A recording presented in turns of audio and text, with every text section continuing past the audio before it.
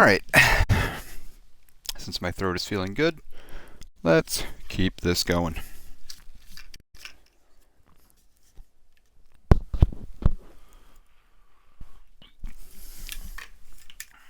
Tea helps.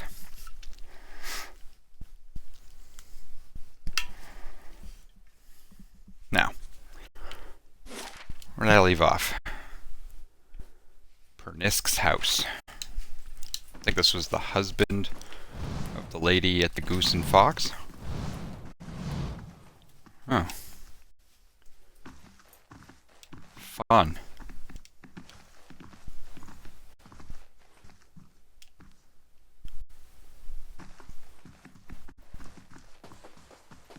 Oh, geez, there's so many of these people around.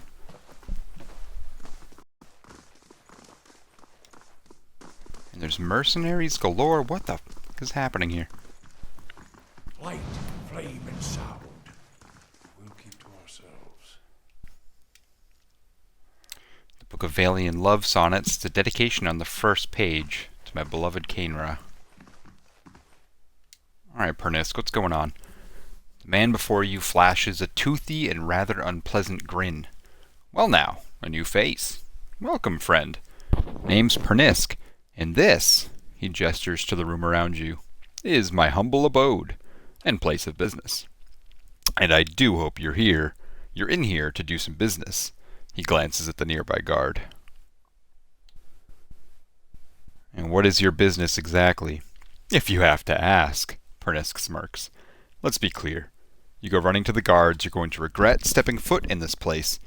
In fact, I'd even put odds on you regretting every decision you made in your life to leave you standing in front of me right now. His face shivers with a quick, unreadable emotion. But you stay smart, and I figure we can end up very good friends. You can ask my, previous customers. They'll vouch for my supply. He grins. I keep it simple. If you have the coin, I have the Svef. You're free to make use of the premises, so long as you don't do anything stupid, and you don't get to tangling with the other customers. Now, Pernisk claps his hands together. What can I get you? Actually, Cainra asked me to give you this. Pernisk takes the ring and turns it around in his fingers. Nice. What's this for? You don't recognize the wedding band you gave Cainra. Pernisk laughs. Oh, yeah. I see now. She's making a statement, is she? Good riddance to her, then. Sorry I ever spent the coin to begin with. Now, is that all? Wow.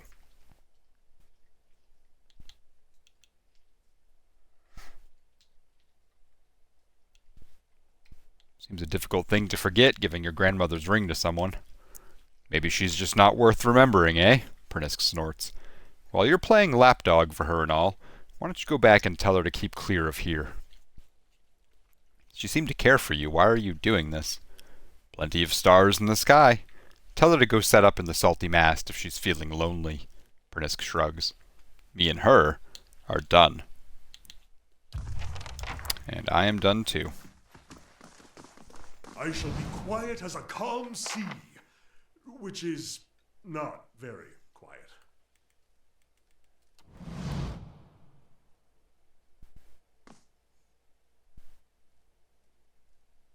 Dang it. Ooh. Am I still hidden? Finished. Holy crap. Awesome. Someone has peeled the labels from these bottles. They're stuffed with a dark, gunky pulp that gives off a pungent odor. The guard holds up a hand as you approach. You can turn right back around. The lower floor is all yours, but nobody goes upstairs. Why not? He scowls. Because you'll be breathing through new holes in your neck if you head up there. That's why. Just mind your own business. Once you're on this VEF, you're not going to much care where you are anyway. Any chance you could look the other way? The guard narrows his eyes, then takes the money. I do like the view over this way. He turns around.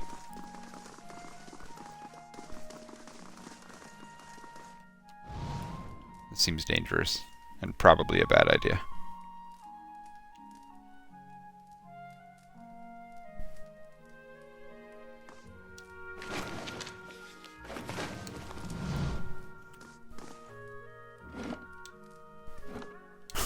No, I'm not sure, but I'm doing it anyways.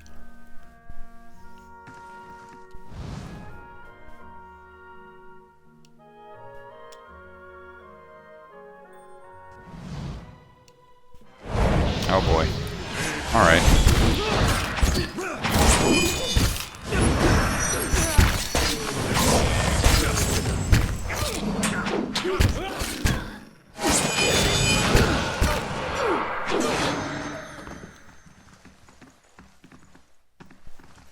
Oh. That wasn't nearly as challenging as I expected it to be.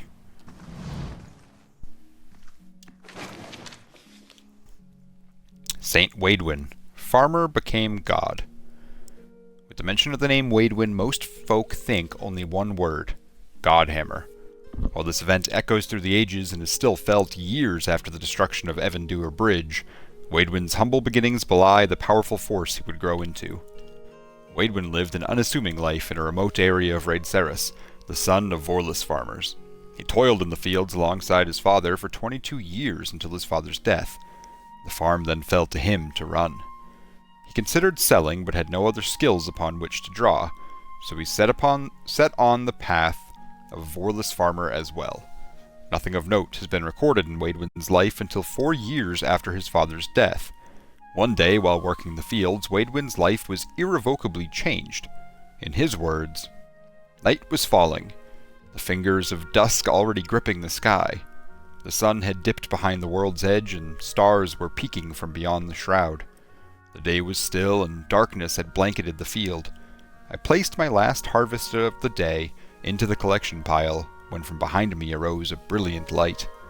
I turned, fear in my breast, knowing not what could have caused such intense radiance. Behind me stood a blazing figure, resplendent in glory. Its white flesh glowed with a luminescent radiance, its head a blinding ball of light, brighter than the highest sun of mid-year. I averted my gaze, afraid I would be struck down for daring to gaze upon such a creature. A sudden peace washed over me, sweeping away my fear, leaving my troubled soul tranquil. A loving warmth wrapped its arms around me. A voice spoke to me as I stood, transfixed, trying to both see this glorious being and avoid its dazzling scrutiny. "Fear not," it said to me, "for you are chosen above all others. You will be the light to bring about the rebirth of an empire." It then held out its hand and bestowed upon me a vision of power such that I could scarcely contain it. Waidwin, disheveled and dirty, stumbled into his village the next morning, telling all who would listen about the miracle that happened in his fields. Eothas himself, he claimed, had appeared to him. He was to punish the Adiran governor for leading his people into ruin. A way would be provided, and those faithful who helped would be blessed when the divinity manifested. Villagers ignored him, convinced the loss of his parents had broken his mind. But Waidwen continued to preach of the power of Eothas and the corruption of the governor, eventually earning him the ire of the locals. His confrontations with the villagers hit a turning point one day in mid-autumn. A crowd had gathered around Waidwen, jeering him and telling him to leave the village. The Vorless crop that season was particularly light, and the villagers blamed Waidwen, saying he had angered the gods, particularly Eothas, with his blasphemy. They backed him into one of the withered fields, yelling at him to go. Accounts of the inciting action are hazy. Some say a stone was thrown, others say he was pushed, others still say he simply tripped over a dry root sticking from the ground. Regardless of the cause, Waidwen landed face down on the ground, the villagers standing over him, laughing. "Enough!" A voice, not Waidwen's, boomed across the field. Waidwen looked up at the crowd, his eyes glowing with a blinding white light. He stood, but did not stand. One moment he was on the ground, and the next he was standing before the crowd, who cowered before him.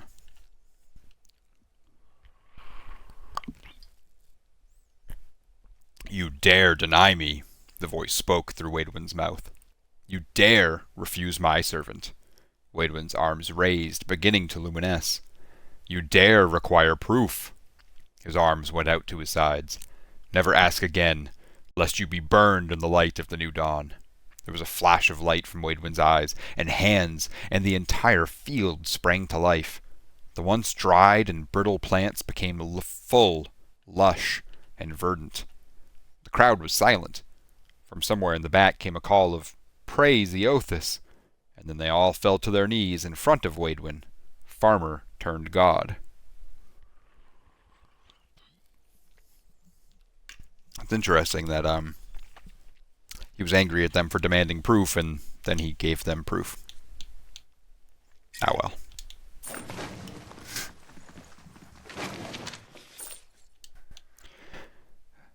Adira customs. Adir is a country rich with custom, and they are known for their strict adherence to them. Their customs run the gamut from grand celebrations like the Feast of Feasts to mundane superstitions, such as ways to avoid svef addiction.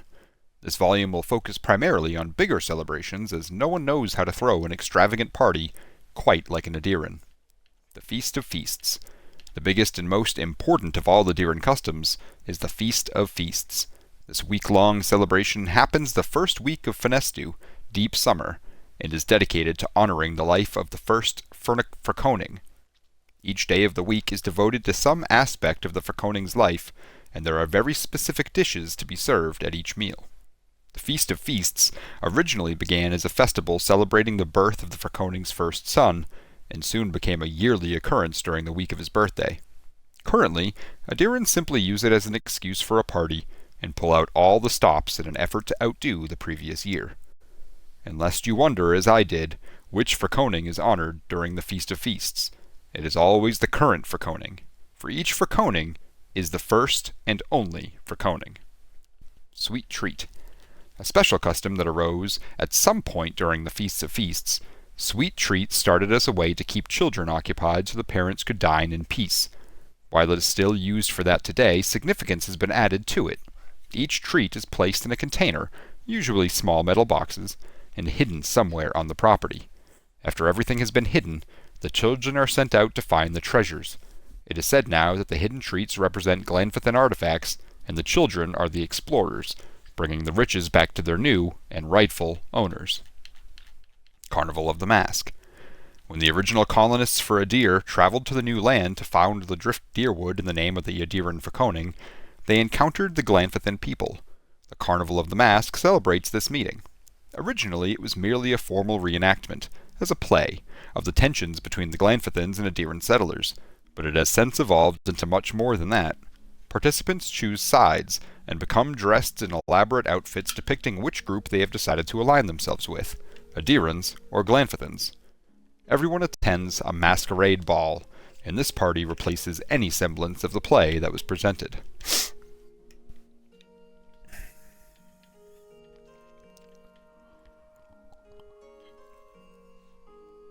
Winter's End. Winter's End was never anything more than an excuse for a celebration, and it hasn't changed in all the years it has existed in Adir. It takes place during winter dusk, and lasts all 3 days. People use the time to reflect on the year, celebrate their lives, and remember the dead, especially those who have passed in the recent year.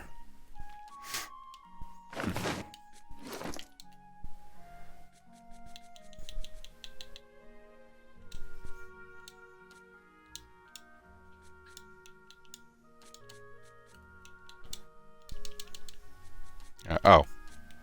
Okay.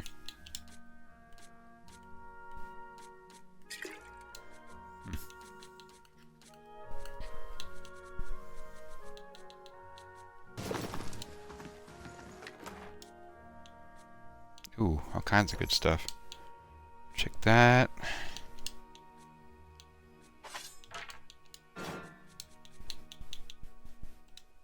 Small bronze key that was found in Pernisk's house.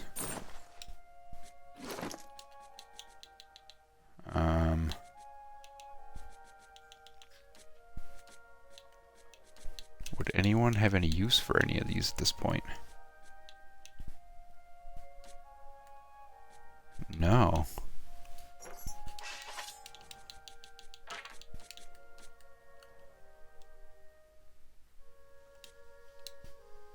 What does fine do? Oh. Yeah.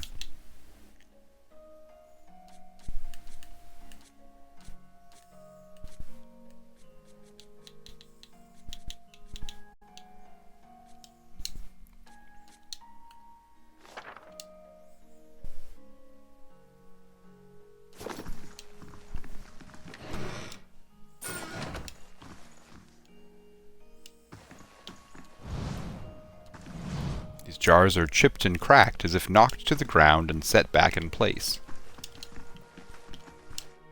It appears as though someone rummaged through this uneven row of books in a hurry. Adiran dialects. The sun does not set on the Adiran language. Those of us who commune with this proud language, or some derivation of it, populate every corner of Eora. Most of us who speak this wonderful tongue know it as Adiran, but scholars and those obsessed with correctness often qualify it as modern or contemporary Adiran.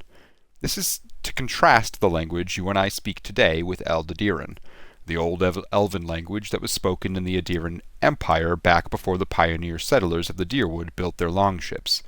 If Adiran could be considered the mother of the living Adiran, the language of Hillspeak could be seen as Adiran's cousin. Hillspeak is fading from common use, but many of the elves, especially the older ones, in the Adiran heartland still use this dialect. Whether you know it or not, if you can read these words, you can understand Hillspeak. It is almost identical to Adiran, but includes a large vocabulary of archaic words that have fallen out of use in today's Adiran. When you hear bards sing old Adiran poems, there are often lines of chorus that sound like melodic nonsense inserted to complete rhymes. These are usually instances of words that are lost from our common language, but still used in Hillspeak. While Hillspeak is familiar to speakers of so-called modern Adiran, the same cannot be said of our language's predecessor. Adiran is a dead language, spoke by academics but not used in any major community. Adiran words are often familiar to Adiran readers, but the words use orthography that has since been abandoned.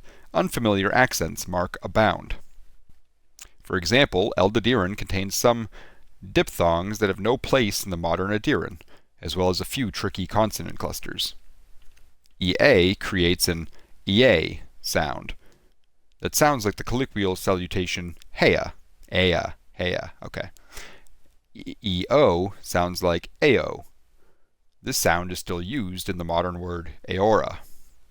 A, EY, is pronounced as AE, such as in wraith. A, such as in wraith. Okay. UE and U both create long OO sounds, as in loop. Y sounds like double E sound, as in bee. Okay, I like this actually. This is very helpful for me. GJ sounds like the consonant Y, as in U. SC sounds like SH, so you'd pronounce scop, like shop. Okay.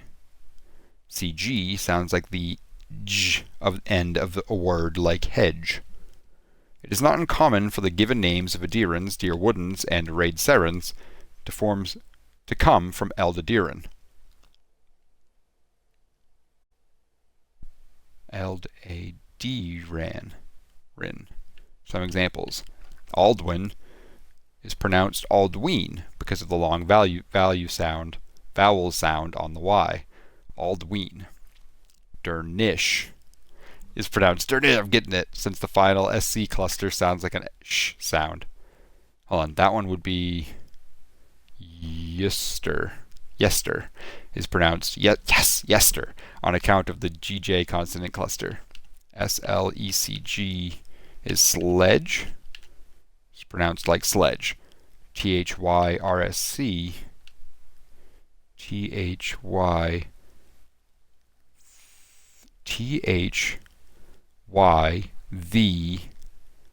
Thiersch. Thiersch? It's pronounced Thiersch. Nice. USC would be Ushgrim.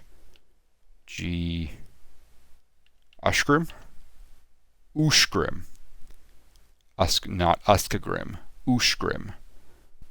Ushgrim. That makes sense. And not Uskgrim. YNG is E. Ingmar? Ingmar, leading with a vowel sound. That is honestly so helpful. I am going to keep that book on me. That's hilarious. Aloth, you carry that around. I love it. I've been hoping for something like that to help me freaking pronounce some of these words. The fact that I actually put that into the game is amazing. Oh, so good. Alright, what's going on here?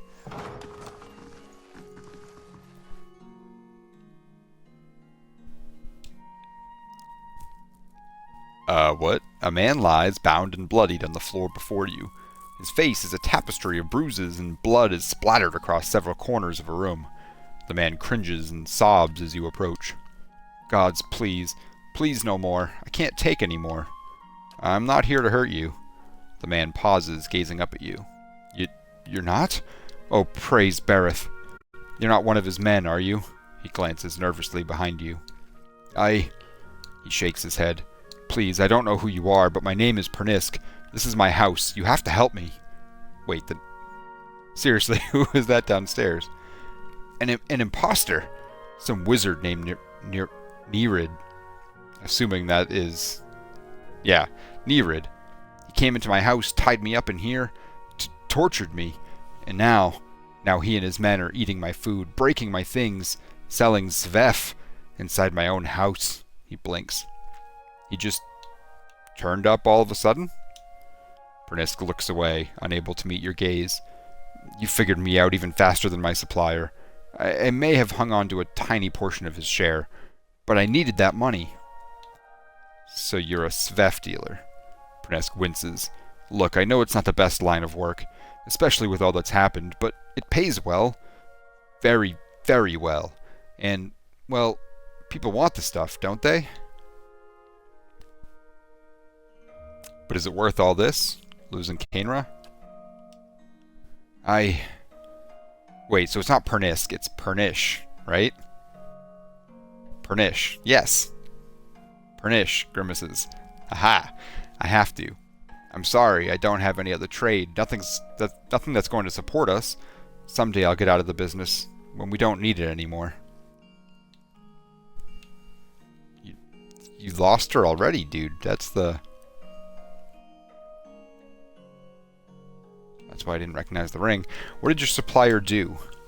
He sent over the wizard, Nerid, the man downstairs. Pernish shudders. To make up the last copper, I guess, and to hurt me while he was at it. It feels like it's been days. What do you need me to do? I'm not gonna leave him to rot. I can't go out there. Not while he's downstairs. I've been tied up for the gods knows how long. Please, you have to kill him.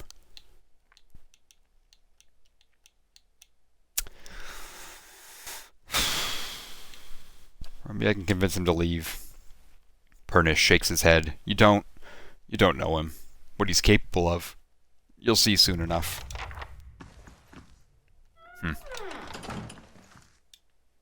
Someone has gathered sheets and towels into a makeshift bed. The rumpled fabric is stiff with blood and unwashed sweat. One side of the overturned vase is splotched with crimson. Well, guess it's time to go confront him. Although now that I think on it... If doubts and curiosity plague you, you're skinning your knuckles on the wrong door. That's fine. You can be pissed at me all you want. I want to know about the region, because you still have things to tell me. Not about the region, you don't. But tell me about Magrin. Oh, you know her. You must. He gives a bitter chuckle. Then his tone evens out. She's a many-headed bitch. I take it I understand your view on Magrin. As fickle as they come. And with all the failings you'd expect of an empress and a whore. Too many eyes, too many wants, too much to hold on to. That's the failing of a god. More aspects than words to describe her, like most of them. A god with many nations to oversee, only serves to spread herself too thin. Although flame rarely crosses twice, so perhaps that is the only truth she embraces. Who knows? Gods get greedy. When it comes to fire, fire is a god's hunger. What are her aspects? Thorance begins to count on his fingers, chanting it off. War transforms, fire consumes, trials purify. Warfare, fire, consuming, purification, and most of all, transforming. Trials as well, but all things are put to the test anyway. A trial can consume, purify, transform. They are all linked, although at its heart is the flame, and the flame is what matters. It is the source of all things. Guess they should have started with that, eh? Any fool around a campfire knows that. Without flames and fire, we would have made little progress in the dark. To hear some of the inner fires tell it around the hearth and bellows, even in the halls of the Ashfall, you'd think that fire brought life to man, and that fire was Magrin. Some of the older texts say she rubbed her hands together, and they burst into flame. Or another god shafted her like a poker. There are different perspectives on her, then. He grunts. Mine is the only sight among many. Durrance frowns, pauses. Then his eyes take on an eager gleam. But here's one.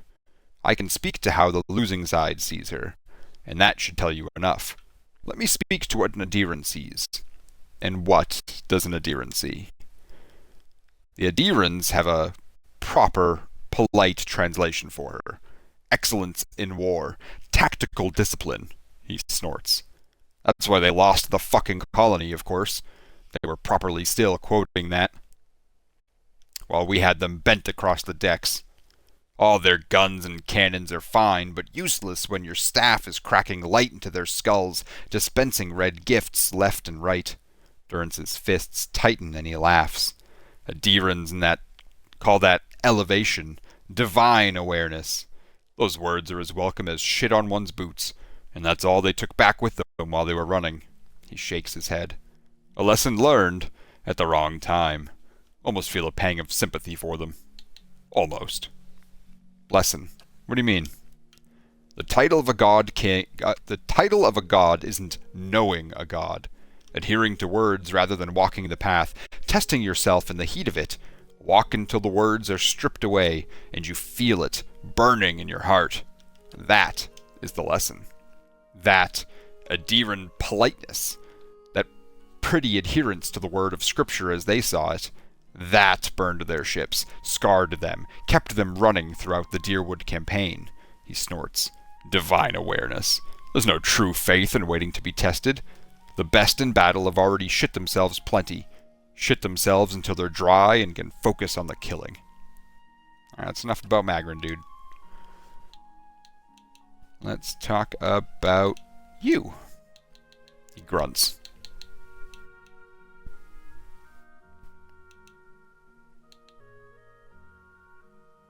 You don't dress like a priest, and your robes look as if they were touched by fire. Durrance grunts. And you don't fit any manner of watcher I've ever seen. Does it make you one now? He frowns and holds up his hands. Don't answer that. The robes. Were you burned? Durrance is silent for a moment, studying you. There are many ways to honor Magrin. My robes, he looks down, then raises the frayed hems. And they may not be cut of religious cloth, but they serve. They are reminders as well. Durrance shrugs. The cut of the cloth rarely matters except to a tailor, and colors are better found on banners than worn on the shoulders. These burned robes feel more true to me than any garish trappings, so I keep them. I had other questions about you. He grunts. Where are you I from? Hail from? From one of Magrin's fires. A cathedral, Ashfall, made of blackened trees. I studied the scriptures there, the fires carved into the land, the trunks of the burnt trees, and in the factories where the rifles and cartridges were shaped. All are chapels in other devotions. Other devotions? Durance nods. For Magrin, any fire is enough for worship, physical or not. A blacksmith's anvil, a craftsman's bench, all arenas where fire is waiting to be born. Durance snaps his finger. It just needs a spark, like an alchemical fire, or a spark to cartridges to speed them to their purpose. Their purpose? Durance tilts his head, thinking. Well, their purpose then? It was many thens ago. Durance scratches his beard. Beard was a little brighter than now. But yes, cartridges, guns, all had a purpose, and that purpose was punching holes in mages and letting their pompous air hiss out. Durance gives a half smile, then a nod. Woke their kind right up and kept them staring at the ceiling in the dark, instead of sleeping, that's for certain. Aloth rolls his eyes. Pompous air, indeed. A little violence is an accounting, an answer for unchecked power. Well, Magrin gave an answer for that. Magrin put soldiers and mages on equal footing. Durance nods again. Mages were troublesome in that time. Firearms made every man a mage, and a caster's pretty arcane shield was little match for them. It turned each commoner into a beast that could spit fire. It leveled the field of battle, that's for certain. Made many a mage a grave. Tell me more about Ashfall. Durance grunts. You're more curious about it than most of Magrin's faithful. What's the cathedral like? Massive. Beautiful. Blessed by the goddess. Flame cannot strike it twice. Durance's eyes traveled to his ashen staff, studying the etchings. Beneath? Tunnels and chambers, bellows and fire pits, and many of the faithful, looking for a means to bring fire to the world. He turns his gaze from the staff to you. Guns, explosives, alchemy, all of these are our holy symbols, and we are eager to share. What else can you tell me about Ashfall? Do you have whale's eyes painted on your skin? There's more mysteries than questions. Even a marching force of answers won't placate you. Even soldiers need to let their thoughts settle, just as their priests do. Ah, okay, he's gonna make me wait another day. That's fine, I guess. Alright, now to go confront this douchebag. Thanks for looking the other way, man. Appreciate you. Although I probably should have just killed him and kept my money, now that I think about it. Alright, Pernish. 2.0. So, found the man you tied upstairs. The toothy smile falters. That's so. He shakes his head. Shame you had to go digging around, friend. 'Cause now I can't exactly let you leave, can I? Ooh. Ah, okay. Nerid. Was getting tired of pretending to be that sad sack anyhow. His mouth curves into a snarl. Guards! Hold on. Maybe we can come to an arrangement. Oh. Yeah, no, that's not an arrangement. That's... What is that? Yeah, just kill him. This is going to be a hard fight, though.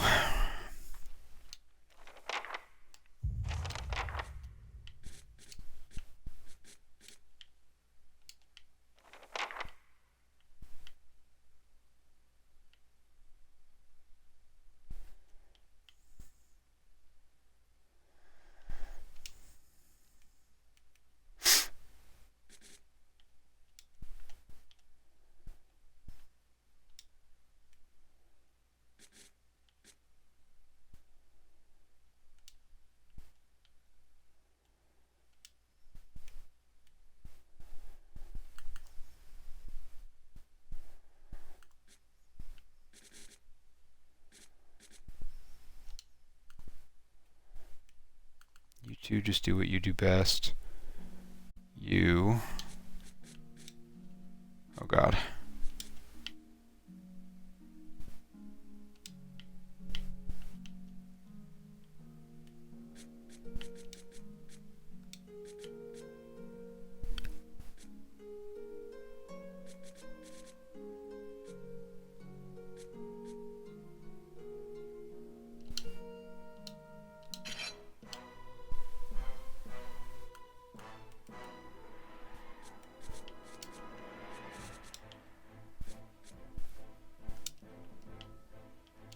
Cool.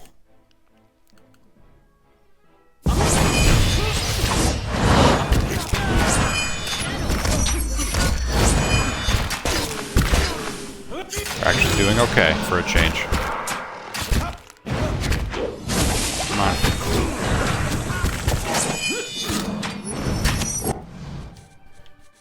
You should probably step up a little bit. And go ahead and do a Holy Radiance. Oh! Stop! Nerid staggers back, holding a bloody hand in front of him. I give up. Just leave and I'll go peacefully, alright? Too late. I didn't have an option to let him surrender. And honestly, I wouldn't have anyways. Fuck drug dealers. Fuck them all.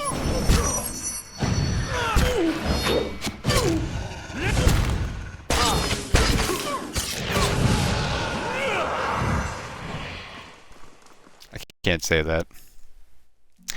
Fuck certain drug dealers.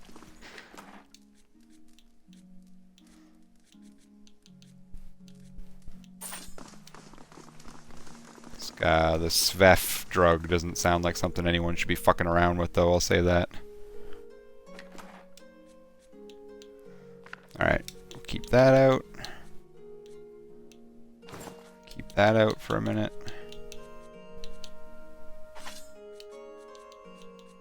And... cool. What about all you guys? You gonna still chill here for a minute?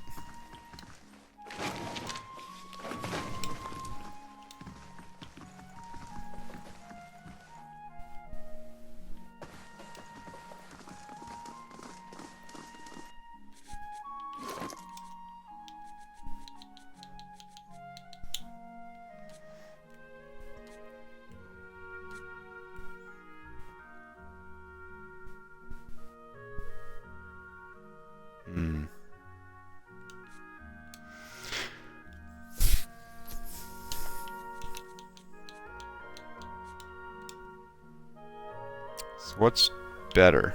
2 Constitution? Or 2 DR?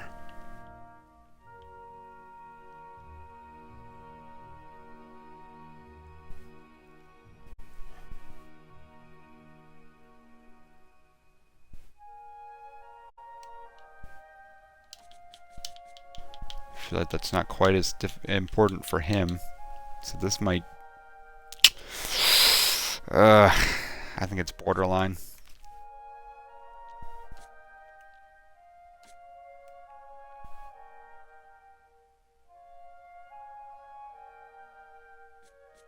What's overseeing do? Plus 10% ability area of effect. Amount of time that a character spends between actions. Honestly, I feel like, so minus 10% area of effect, but plus 15 recovery speed. It's probably worth it, isn't it? He does lose a DR though.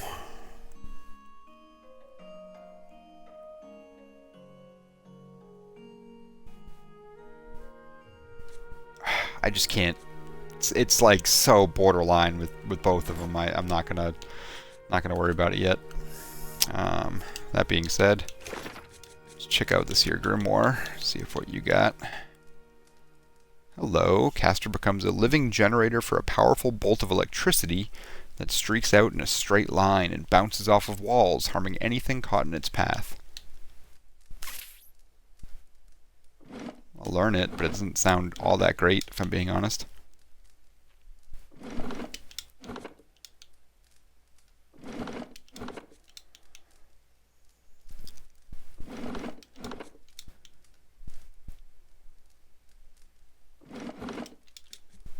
Cool.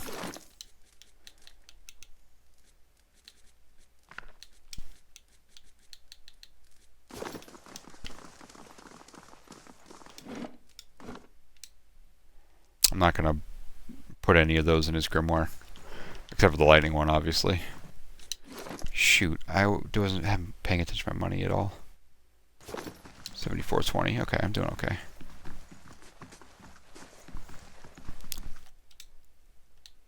Is it done? Is he dead? Yeah, he's taken care of. Pernish stares at you. I can't believe this nightmare is finally over. He grins weakly, then seems to remember something. You've no idea what you've done for me, but... He looks up at you and away again. I need you to find my love, Kainra. Only, after whatever Nerid put her through, I'm afraid she won't give me a chance to explain. But she might listen to you. Please, she must be somewhere in Copperlane. It's the only home she's known. And please, don't tell her about the Svef, about what I do. I could make it worth your while. A discount, maybe.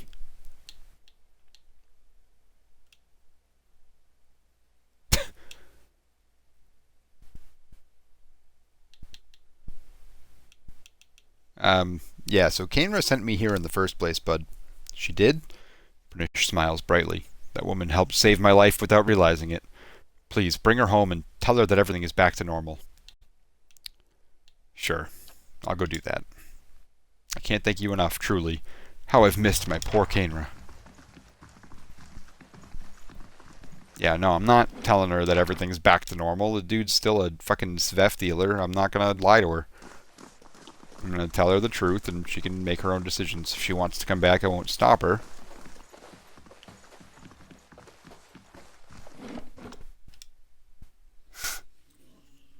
Hey, you're okay.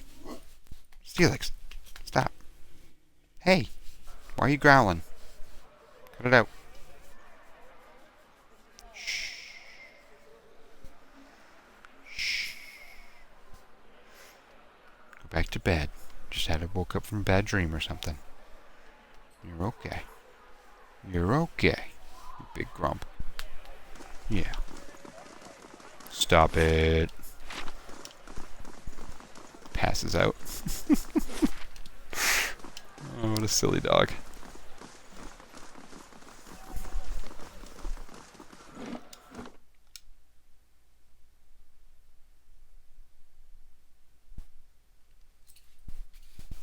Yes, a good boy.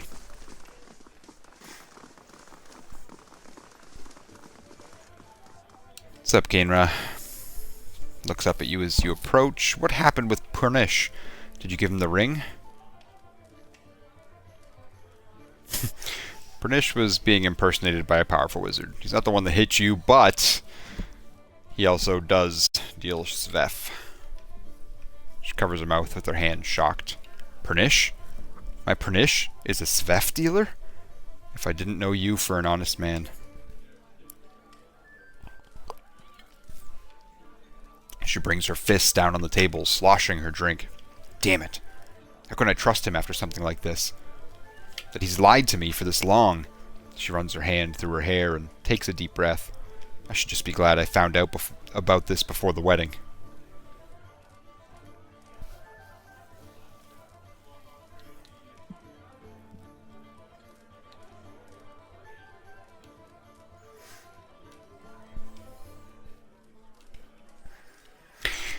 That I will agree with.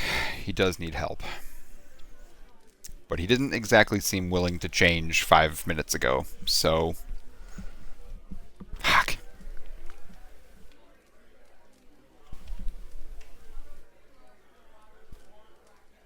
Got a few people watching this chat. What do you think? Should I try and convince her to forgive him, or not? I feel like he's not very remorseful and probably doesn't deserve it, but I also know how tough addiction can be, so...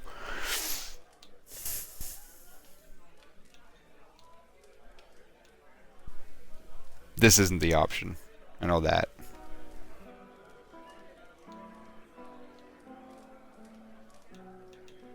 But this one, maybe?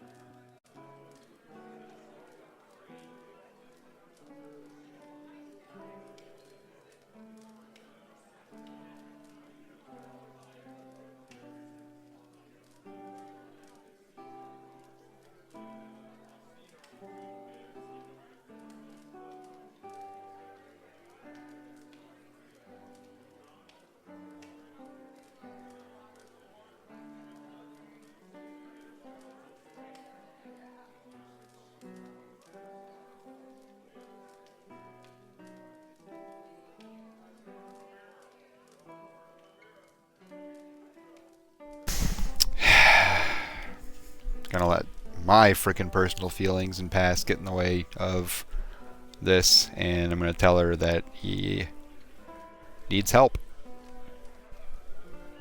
I disagree. You don't necessarily need to forgive him. Not yet. But he does need help. Perhaps you're right, she sighs. If our positions were reversed, there's no question he'd give me another chance. Still, we've got a lot to work through. Oh, and take this. She unclasps something from her neck. Picked it up from one of the merchants to help me stand firm in my decision. I'll be fine without it now. She gained an item, Unwavering Resolve. Of intellect and of resolve. It's a pretty good neck item.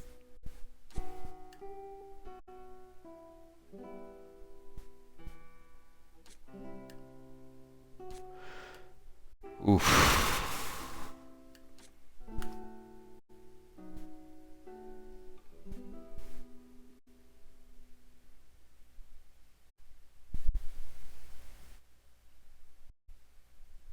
What's Defiance? Nope, wrong one. Ah.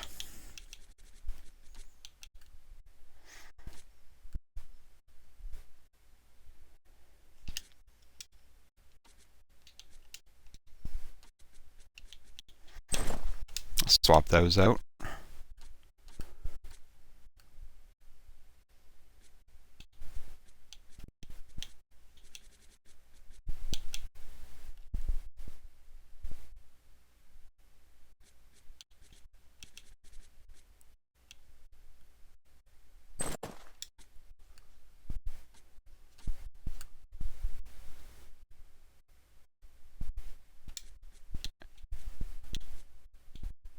I would do that.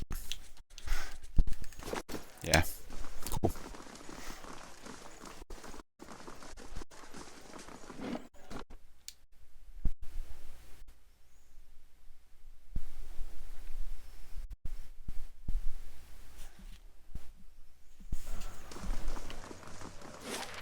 Your brother, he get along? We got along how brothers do. He used to throw water on me to wake me up in the morning. I used to fill his boots with stinging ants. My own brothers and sisters are doing very well for themselves, back in Copperlane. I don't know that they'd search for me if I were killed so far from home. Brothers can be funny. I bet you'd be surprised how far they'd go.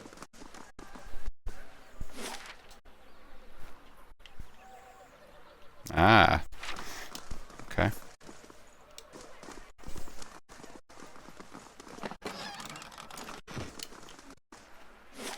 What's this now?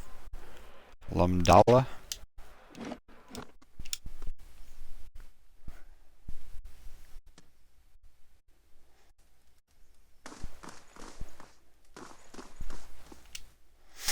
This painting depicts the famous scene from The Light of Dawn, in which the traveler and the ghost happen upon a starving man. Light, flame, and sound. Give me that meat. Not that I ever use any of my ingredients, but...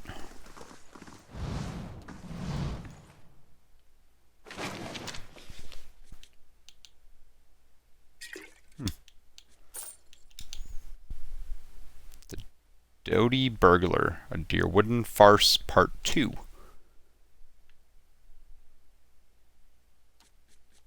I don't want to wait and see if I can find the first one before reading that.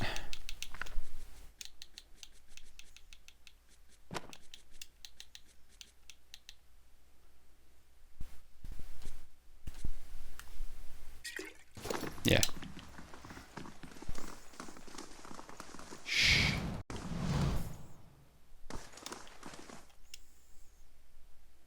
Unlocking this will require the proper key. Alright. Cannot lockpick it. Interesting. But good to know for future reference.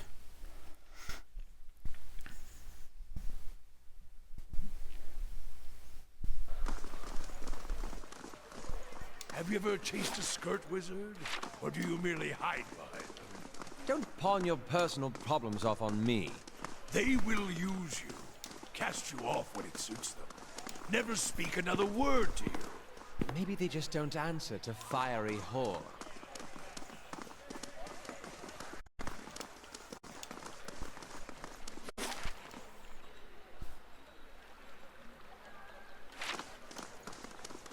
Almost done. Oop, got these two. See what your souls have to say, Oleg Shimanovsky. You see a dark room, its contents in disarray. The blinds are pulled against the light, and the sounds of shouting and running can be heard outside. This man moves through a house, throwing items into a bag. He wraps up some food, collects some clothes, and searches through a chest for various odds and ends that resemble magical components. He stops at a bookshelf and quickly scans the spines, running his fingers along them to keep his place. He sighs, sliding his finger across the spines again, mumbling to himself.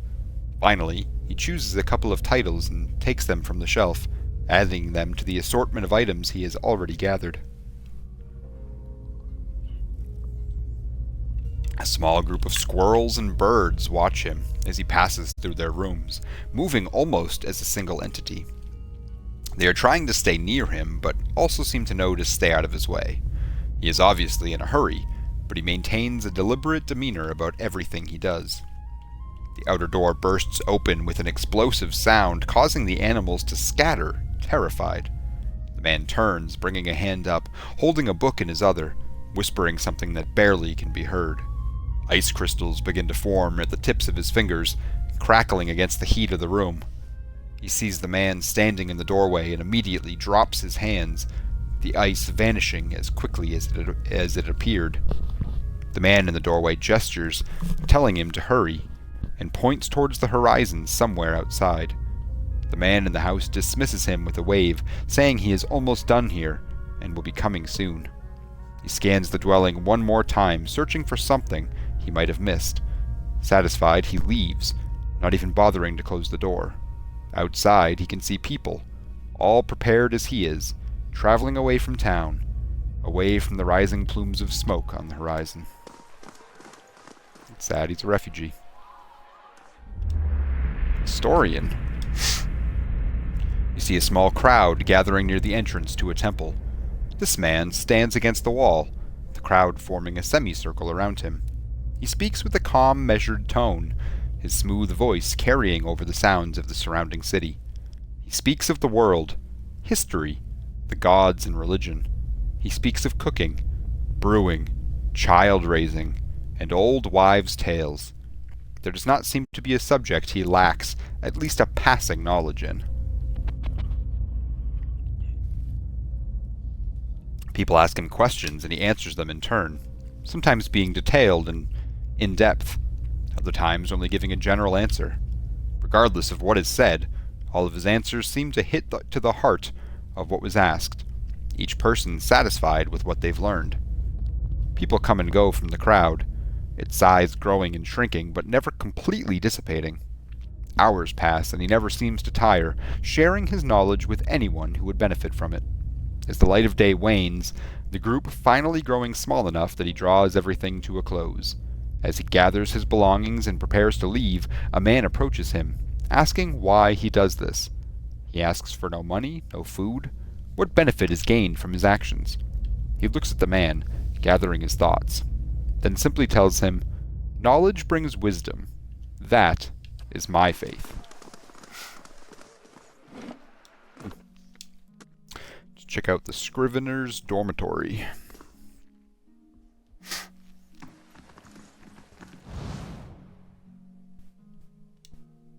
Spilled tea, empty ink pots, and one detailed sketch of a fire-breathing old dwarf are all that remain of a long study session. No one around to see me steal this? There's someone. I shall be quiet as a calm sea, which is not very.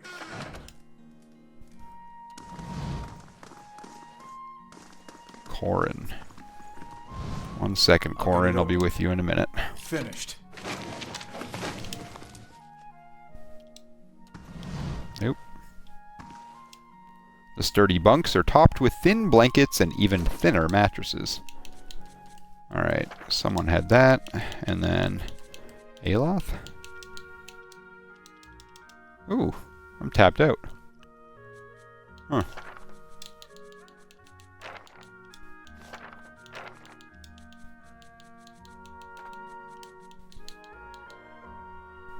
I should probably play with my quick items at some point, but I'm not going to do that right this second. Hail and well met. What's up, Corin? By Whale's eyeless face, you are one short ogre. But why are you green? And how are you getting the ducks to keep flying around you like that? What now? Your ducks. Your green skin. Should I speak louder? Slower? Let me know. He beams at you and nods his head. I don't have a response to that. I guess you're a scrivener? He nods. Yes, I am a scrivener. I read books. I write books. I once ate a book, but only because it looked like sweet pie. Or perhaps it was sweet pie baked to look like a book. Interesting. Oh. I'm also a collector of herbs, flowers, plants. I sell them. Mostly I eat them. I like this guy. Tell me about the dormitory. It's where the scriveners who work at the Hall of Revealed Mysteries sleep. I am a scrivener. He sniffs. This place smells like old stockings. I like him a lot. Show me what you have for sale.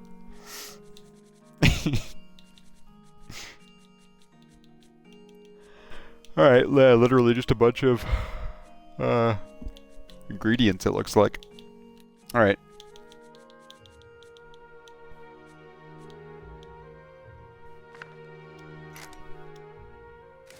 Well, you might not have much, but I have a ton that I can sell to you.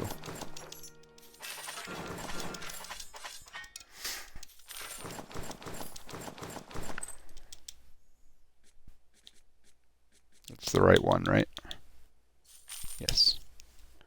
Cool. Thank you, sir, for all of your money. The sturdy bunks are topped with thin blankets and even thinner mattresses. You must be here for Corin. Is Corin here for anyone? I don't know how Corin's hidden his little racket of... Oh, excuse me.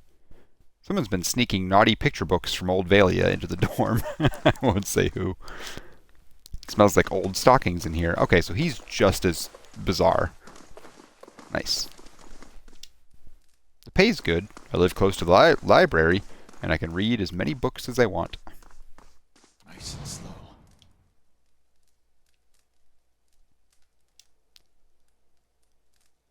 A rancid stench rises from the basin.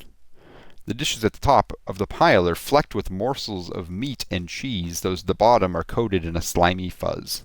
Gross.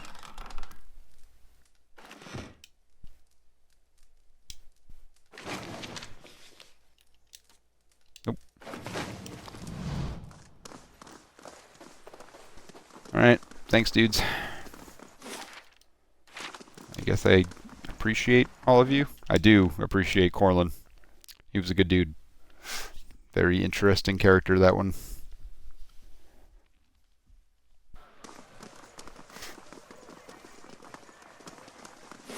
Talk to these guys. Man, I could have... Ah, that's where I... Alright. Before I head up there, let's check and see if there's anything else going on. Since this will be the last of this area. First fires.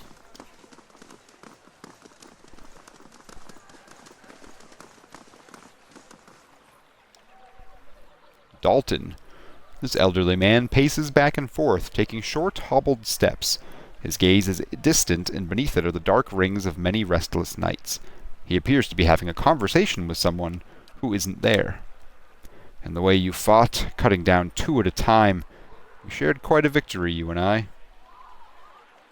Excuse me, who are you talking to? The man looks up at you, startled. My! Oh, by the flame! For just a moment I thought I heard her. He puts a hand on his chest, catching his breath. What troubles you, sir? Just the memories of my youth and the North Watch Rangers. Trials and adventures from a lifetime ago. He shakes his head. Of late, the memory of lost battles and fallen friends has been especially vivid. Tell me about these memories. It's been nearly 60 years. We were known throughout the Deerwood then. We thought we'd adventure together forever, collecting coppers and inspiring songs. The wrinkles around his eyes deepen. That was until we faced Helig of Thane.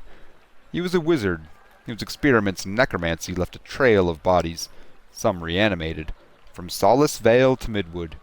We tracked him as he fled toward the Valian Republics, catching him just west of the Lake of Drowned Tombs.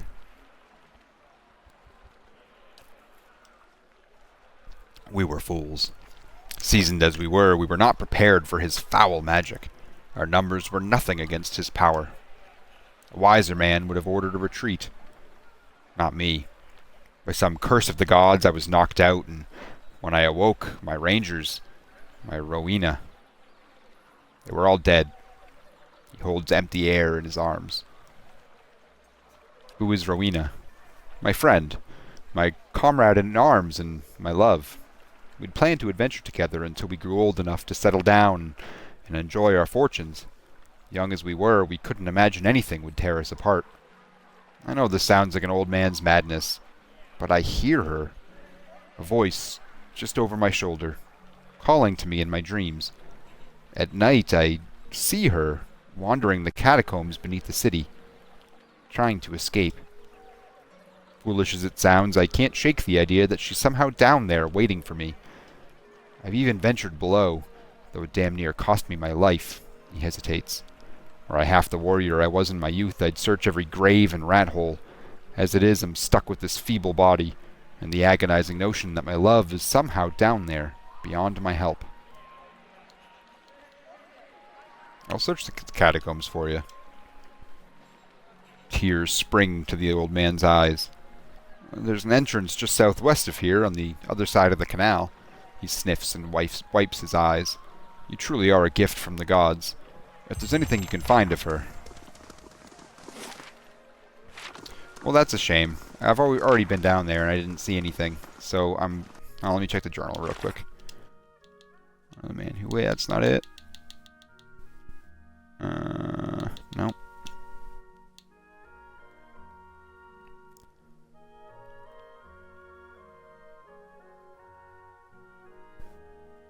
Yeah.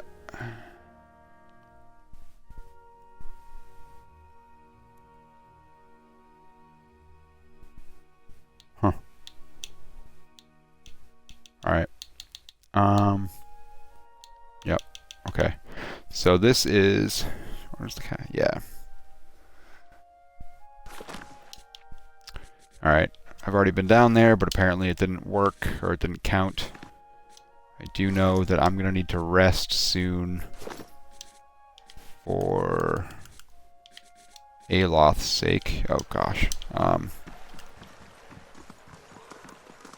should probably rest before I go down there.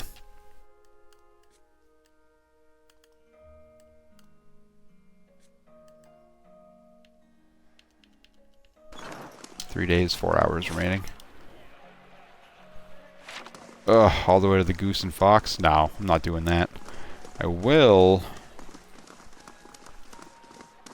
Yeah, I've talked to Skinflint.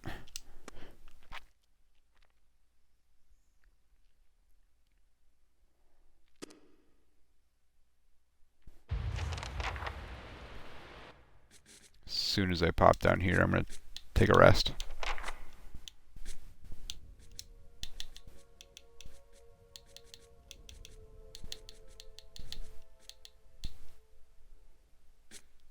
See that. I don't think she needs to be flanking them necessarily. I could totally be wrong about that.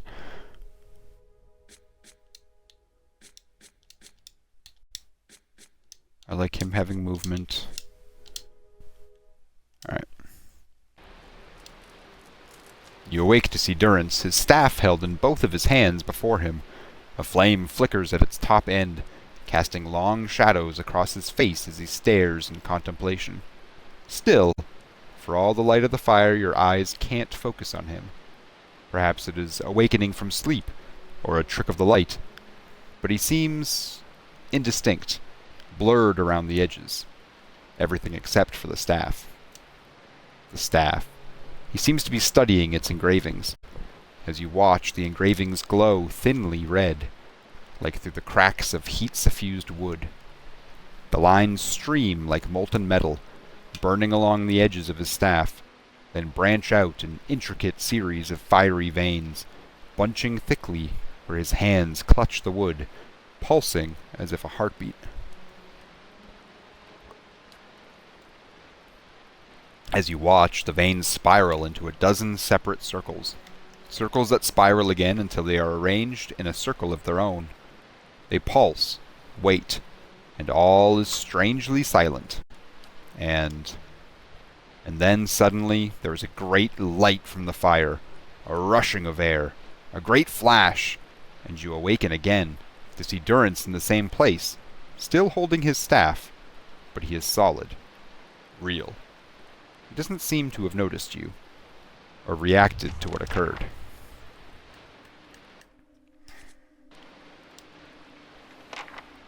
Thought I felt your eyes on me.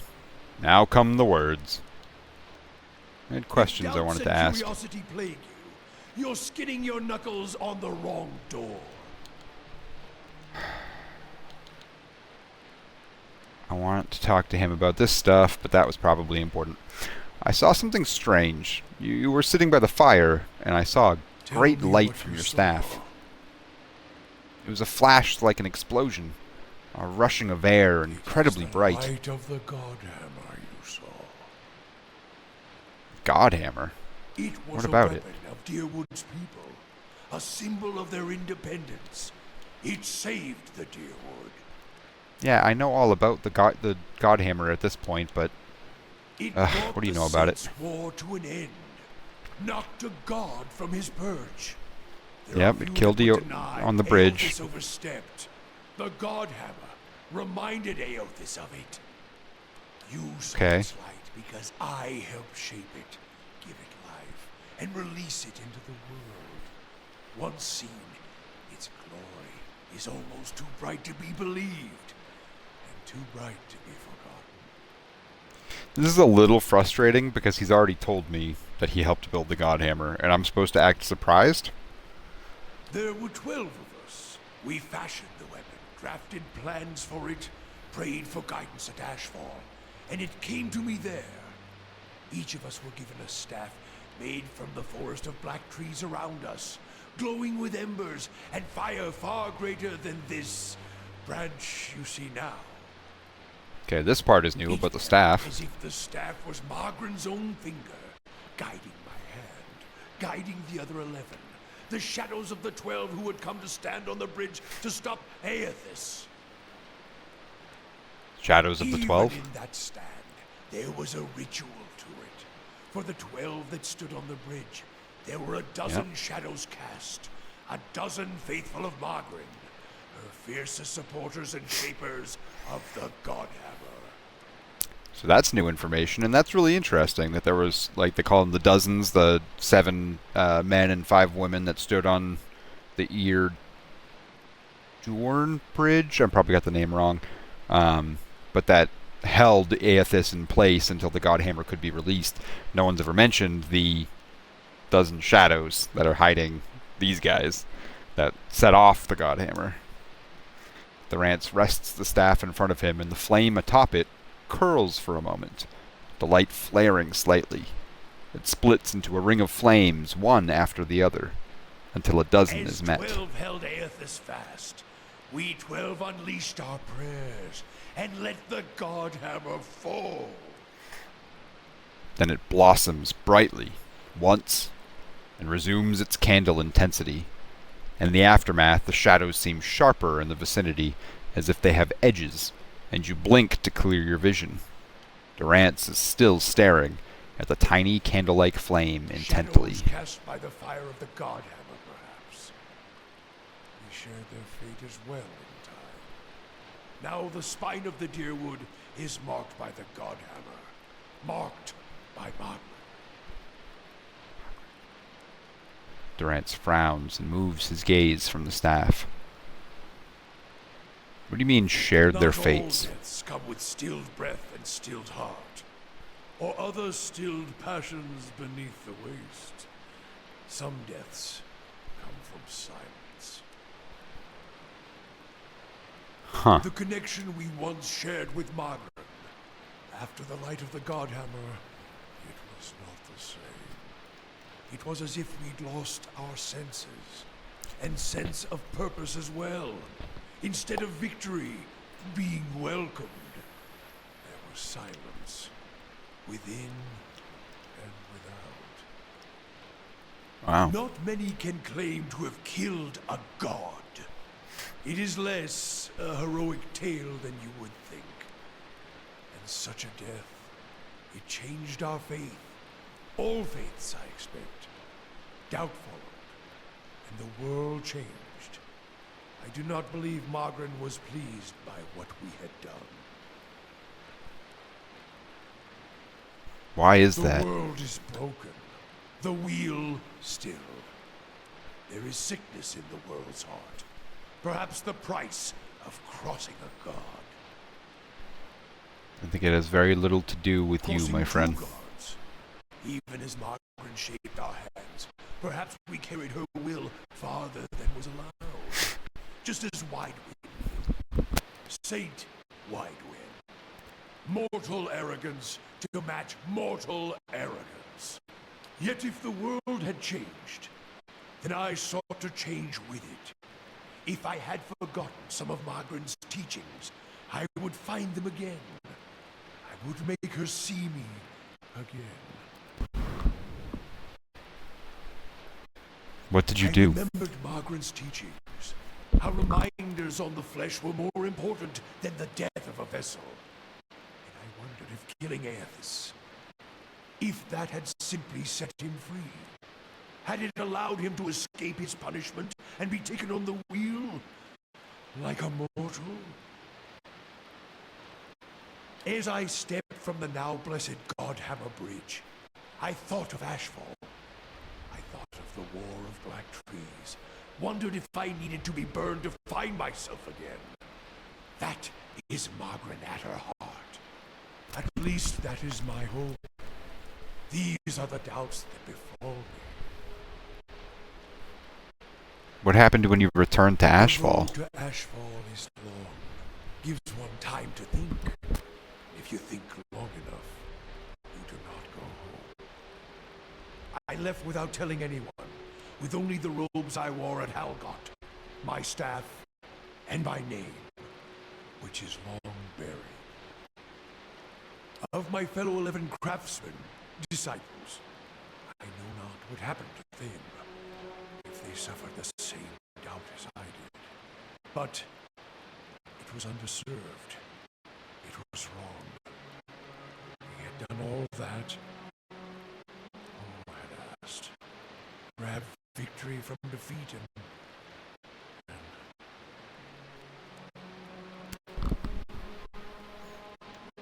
You feel as if your god has there betrayed is you. something about being used and cast aside. Perhaps Widewen himself felt it. There at the end, when the hammer struck. To be the proof that your god is hollow as the vessel it inhabits. I'm starting to have a little bit of compassion for I Durance tried here. to find purpose, and avoided all contact with other Magranic priests. Did not seek the walls of Ashfall, and sought to make amends to my god through actions. I joined with the Purges for a time, and not long Shit. after came the first signs of the Hollowborn. So many crimes, trespasses, violations. The Salvation. Animancers were another sickness born of the Saints' War. A relapse of innovation, of desperation to heal what we had caused. All seemed worse than before the bridge, not better. And as years passed, the world became even worse still for the victory.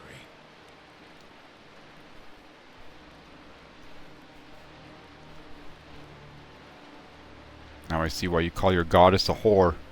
She jilted you and you still pine for her.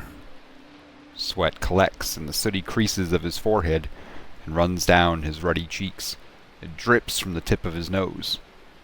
His mouth moves, but his utterances make no sound. He is, for once, at a loss. Feeling your gaze, he quickly composes himself, wiping his forehead with the back of a dirty hand. Worship the whims of some fickle bitch, and you'll never be more than dirt beneath her feet. Worship what she worships, on the other hand. Take her fire for your own, and her esteem comes on its own. Of course, by that time, you no longer need it. Trial and transferation, sure as Durance taught. Durance glares at you, and staring into his eyes gives you the feeling of peering over the edge of a great cliff. You think to put the coals to my feet, but what's burned once will never burn again. These talks are your trial, Hampshire. You cannot deflect the truth to one who has already been purified by it. Sensing a little bit of pushback there, buddy. I'm gonna give him some more time. He's starting to come around. I can't believe I opened him up that much. Tell me what happened on the bridge. We chose the bridge because we could control it. Durance's hands tightened at the top of the staff, as if holding it by the neck. It was a place where we could choke Aethys in his own footsteps, where we knew his feet would fall. A narrow neck of stone. But it was more than that. It was the spine of the deerwood, symbolic of its backbone. Such symbols are important in the construction of a weapon. Durance studies his staff, his eyes traveling along the etchings. Any weapon. Durance's face hardens, and his eyes burn, his eyebrows narrowing. I suspect Aethys knew that as well, and so did his vessel, in its arrogance. His hand tightens on the staff. He intended to walk upon the bridge, as if walking on the backs of the deerwood. And we intended to burn him with the light of our faith, and his. 12 on the bridge, 12 in the shadow, and we gave ourselves to it. What do you mean, We gave put much yourselves of to it? Ourselves into the Godhammer. Such a device is not simply a machine. There are elements of the spirit in it. Even Widewind's spirit. Widewin? We all Why? studied Widewin. He was our enemy, and he had provided the flesh the god wore as a cloak. That flesh made him vulnerable. I knew what fields his hands had tilled, his family, what he had harvested, where he had been born. We sought to know him, what had led him to fight us. And why was that Perhaps important? your eyes were blinded by the truth of the Godhammer, Watcher. I feel half a man at times, but even that is twice that of most others. I guess I clicked twice on accident. You don't kill the god, you kill the man it inhabits, and you leave that man a ruin. Burn him to ash. The weapon was meant not only to burn his flesh, but it would burn his soul.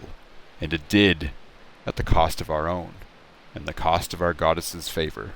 That whore be damned.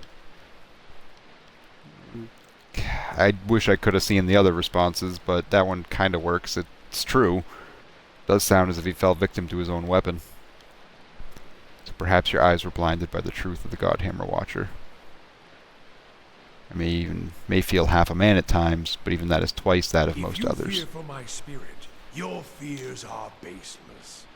The Godhammer, seeing its light, only fueled my anger and made me stronger, made me re-examine the teachings of Margaret, put them in a new light. It did look as if there was only part of you, as if your spirit had been sheared in half. I do not need you to cast any more questions on me, Watcher. Nor did I ask you to look upon me without my leave.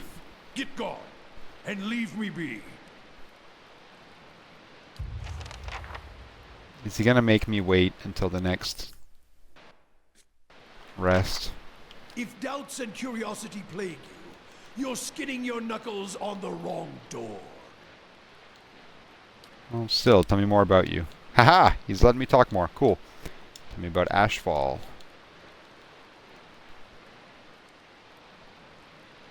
Ashfall's stockpile of guns, explosives, and alchemical fire sounds dangerous. Life is dangerous. You would know more than most, Durrance grunts. Flame is always hungry, and if you don't respect it, its kisses will fire your loins like a Defiance Bay copper corner whore. Durrance closes his eyes for a moment as if thinking back. Some chambers were consumed, some destroyed, but Ashfall remains. Would be good to see it one day, if I return, he shrugs. I doubt I shall. Why's that? Durrance's eyes open, and he glares at you. Because home is a mess of disappointments, that's why. Never make a place your home, Watcher. That's my advice to you. Keep to the road. A home is a curse. It'll kill you to stay.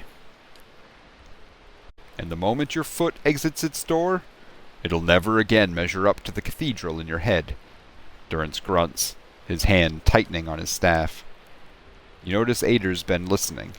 He speaks under his breath. Don't know if the problem is so much a cathedral in his head as bats in his bell tower. Sure am sad, though, that I missed the party they must have thrown as soon as he'd left. Now that's a disappointment. So is that why you wander? I expect you to understand, Watcher. You don't seem to value whatever home you are from, either, and you are likely a stronger person for it. So if you ask the why of it, Watcher, the why that one doesn't need a cathedral to uphold the faith or remind one of it, I don't hate it. I don't despise it. I'm not some weeping, cast-out fool. I wander because of my faith, and to spread it, he grunts. And I have many tens of years to go before Durrance's trials let me go. And I'll never get there while I am bantering words with you. But then who's more the fool? The fool who asks, or the one who answers? He snorts. I tire of your wordplay. Let's do something. Hold on now. One more question. That staff of yours seems like your holy symbol. In a way, this is more of what's left behind when flame strikes. If Ashfall is a cathedral propped up and fenced with such sticks, then this stick, well, this is what props me up as I walk the cathedral of my road, to other Ashfalls waiting to be made, perhaps. The wood is taken from the War of Black Trees. Sturdy. It served me well on my travels. Been a boon companion.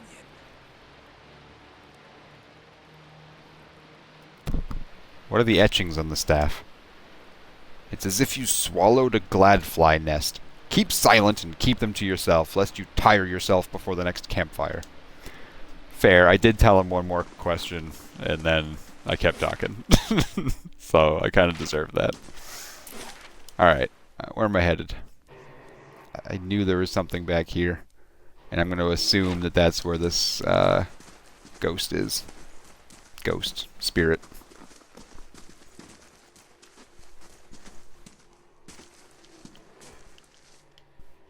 Of course, I'm probably wrong.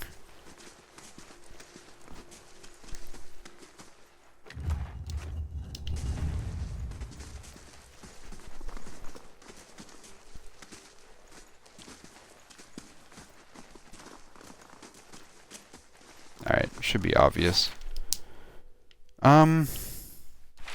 It could be that guy.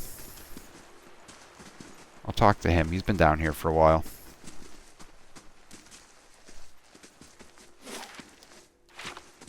Yeah. I'm gonna head back to the temple.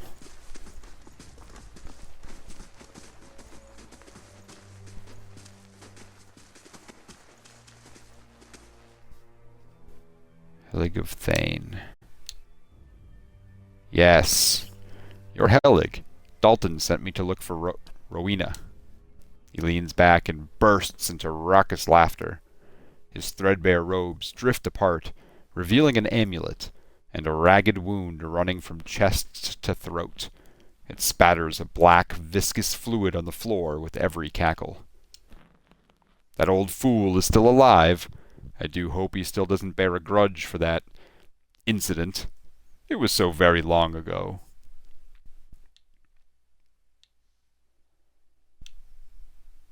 What happened to you? What, this? He points a gnarled thumb at the wound. Ha! A long story. I was one of the first animancers in the Deerwood. Practiced necromancy, too, which is what put Dalton and his Northwatch Rangers on my tail. He crackles, making a wet, burbling sound. What can you tell me about Dalton? Only that it's a miracle, or perhaps a joke, of the gods that he's still alive. He picks a bloodied crust from his beard. The only thing he loved more than his fetching lieutenant was the idea of his own legend. He said you killed Rowena and the rest of the Northwatch Rangers. Did he mention that they hunted me down like a rabid dog? He adjusts his moth-eaten robes. I just wanted to continue my studies. Attitudes towards animancy were not what they are now, and necromancers have never met with much acceptance. But they're corpses now, and so am I. Surely that's all well enough behind us. Do you know where Rowena is? He seems to restrain in another bout of chuckling. Oh, you could say that. If you were to retrieve my grimoire from Modred, I'll let you in on the secret.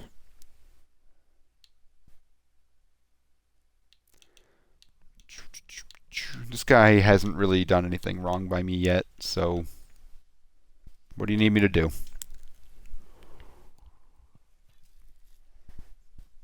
When animancy started gaining popularity, I came to Defiance Bay in hopes of finding a place where my research would meet with more acceptance. Worked at the Brackenbury Sanitarium for a few months when I met Modred. He spits a glob of black blood onto the floor. Let's just say Modred and I didn't see eye to eye. Got so bad we were threatening to kill each other on a daily basis. Obviously, that bastard made good on his threat. He runs a jagged fingernail along his oozing wound. Sank a dagger into my chest while I was sleeping, and dumped my body in the catacombs. So if Modred killed you, how are we having this conversation? I'd preserved my mind and my memories with Engwithan magic, and a few timely preparations. He looks at his rotting hands. Yet now my soul is anchored to this decaying husk. His claw-like hands clench into fists. Modred stole a life from me, and left me with this wrecked corpse, and this craving. He clutches at his stomach and glances at you hungrily, but only for a second. Modred keeps all that is precious to him in a trunk in his laboratory, just as he stole my grimoire. He offers you a key with a claw-like hand. On your way to Brackenbury Sanitarium, then. Bring me my grimoire and my revenge, and you can have your Rowena. He chokes on a burbling chuckle. If there's nothing else, be on your way. I do not like the sounds of this, but let's play it out and see where it goes. Can't say I'm not curious. Extremely curious.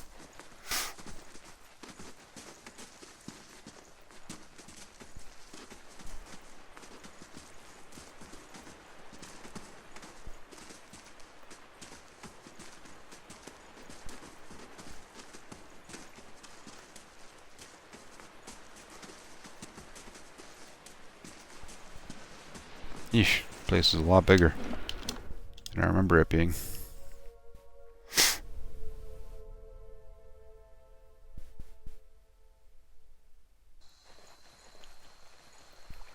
Nighttime again.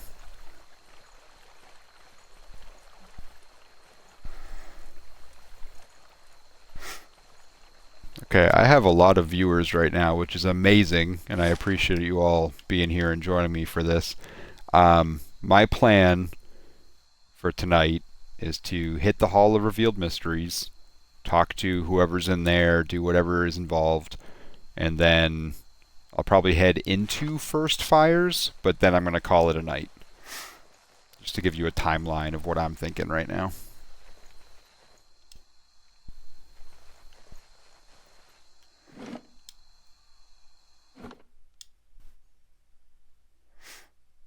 So however long this takes, it might take 5 minutes, might take an hour, we'll see. Based on the size, I'm going to guess probably not an hour.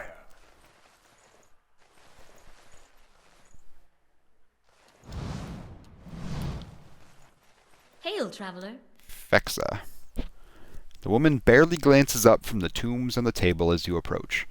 You're welcome to browse the stacks, but mind that you keep your voice down. This is still a temple, after all, and Grimda doesn't tolerate disorder. This is a temple? It looks like a library. Her eyes grow wide and round. That's because it is.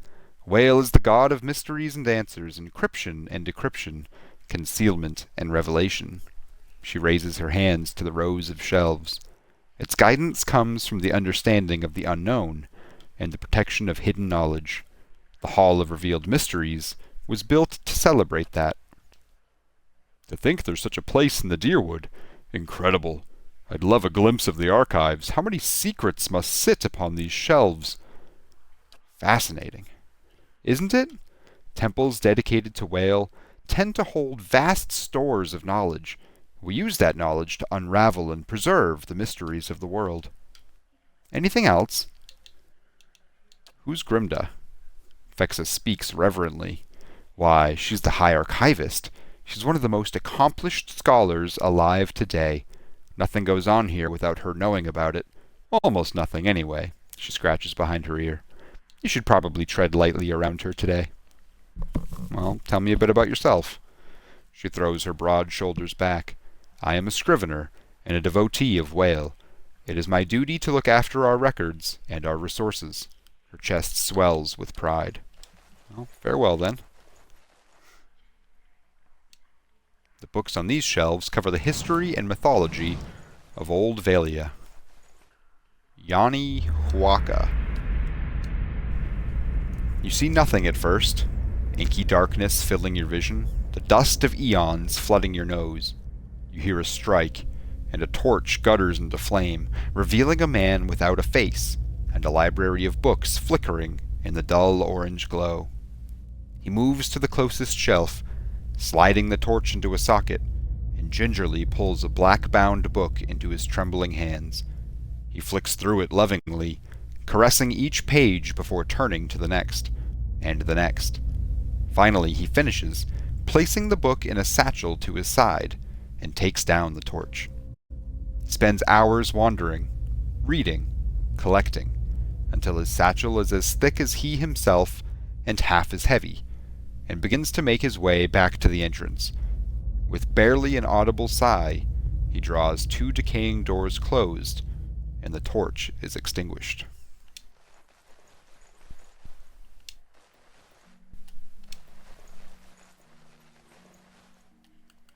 Steady does it.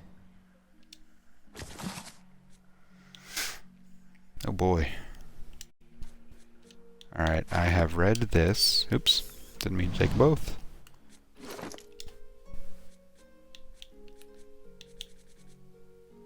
I don't think I've read this. 10 Years of Dawn.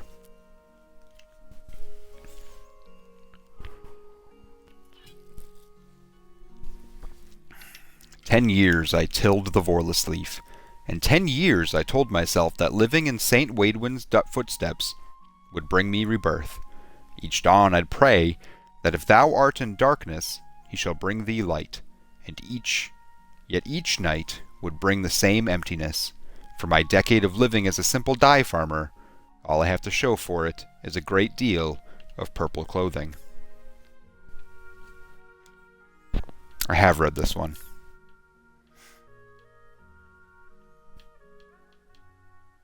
Yeah, I have read that one. The purple dye clued me in. Whoa. Okay. It's a little bigger than I looked at originally. No entry into the archives without Grimda's permission. Which one's the archives? I'm assuming that one. Archives. Nice and quiet.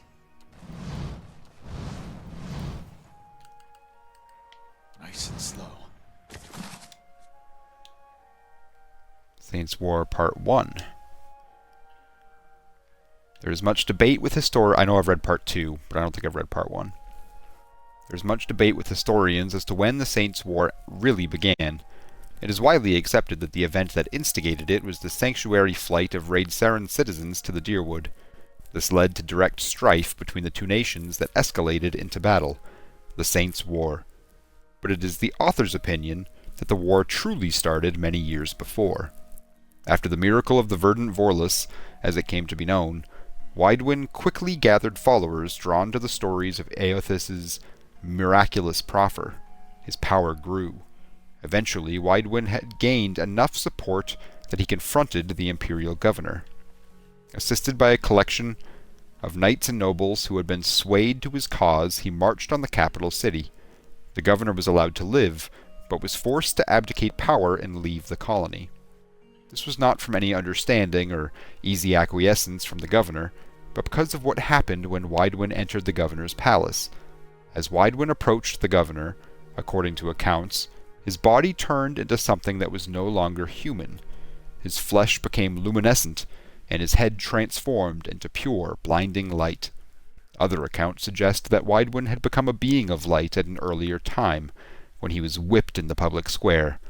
The outcome of his visit to the palace, however, is uncontested. The governor, knowing there was no way he could oppose an avatar of Eothas, relinquished his power. The people then asked Waidwen to lead the colony. He accepted, earning him the name Divine King of Raidceris.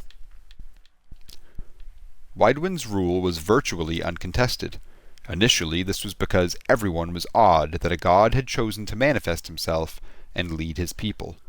This changed as Waidwen began punishing the allies of the old empire and the poison on the world, what he considered corrupt churches or church leaders of Eothas.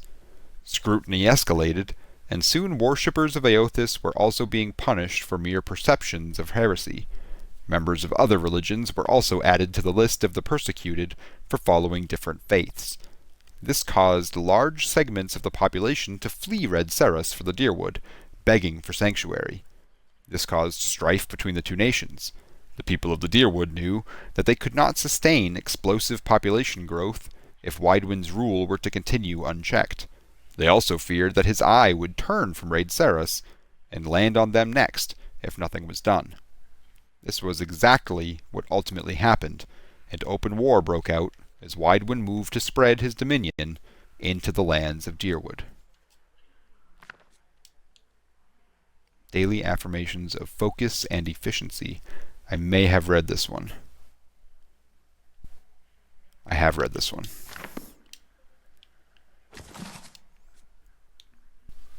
Missives of the Hand Occult.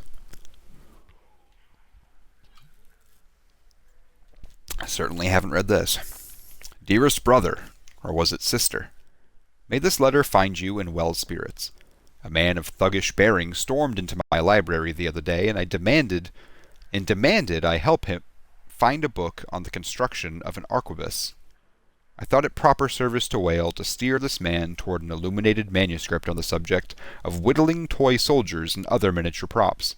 Unamused by my solution, I shrugged and said, "What is an answer without a question?" He did not find my spiritual rhetoric helpful or amusing, and so he punched out 2 of my teeth. Excuse me. What a response. Excuse me. I trust your summer has been less tumultuous than mine. In more important news, my apprentice claims she saw the eyeless face in a dream the other night. I admit I was so mad with envy that at first I refused to believe her. Whale forgive me for such a lapse of judgment. She described an Awamoa of brilliant blue hues, with a featureless face surrounded by a swarm of eyes, no 2 eyes alike. She claims Whale ignored her questions, and she can't recall any specifics of what was said. In fact, my apprentice seems to have forgotten many things since before the visitation.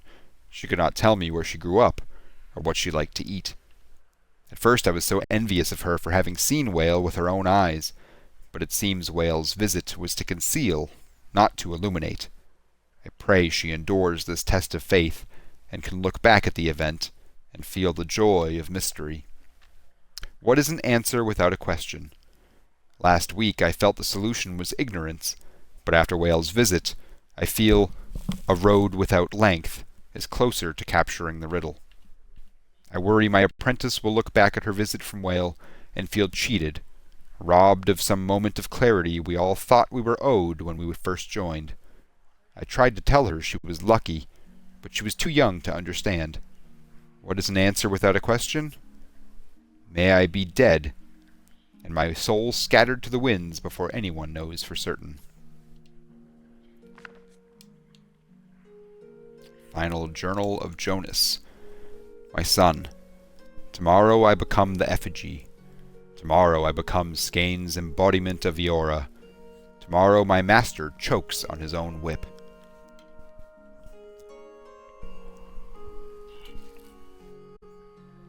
For months we met by secret enclave to plot our landlord's demise, all the while working the fields as if our hearts were content. Skane teaches us to plot with the mind while keeping one's face impassive, inscrutable. Fair fights are for those with armies. The quiet slave is our whetstone, our focus in his worship. Our cause finds focus, clarity, and our focus. In his worship, our cause finds focus, clarity, and possibility. Tomorrow, my master chokes on his own whip. By the time you read this, I will be dead.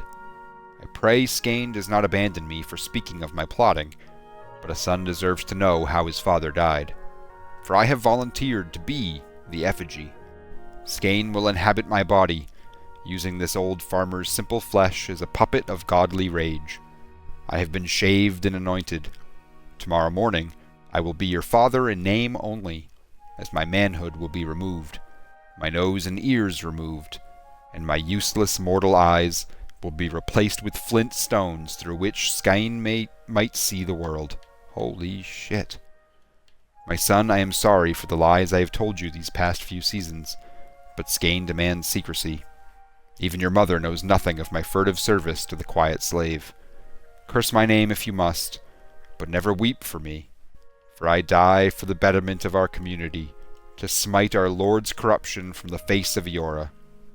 Tomorrow my master chokes on his own whip, for tomorrow I become the effigy.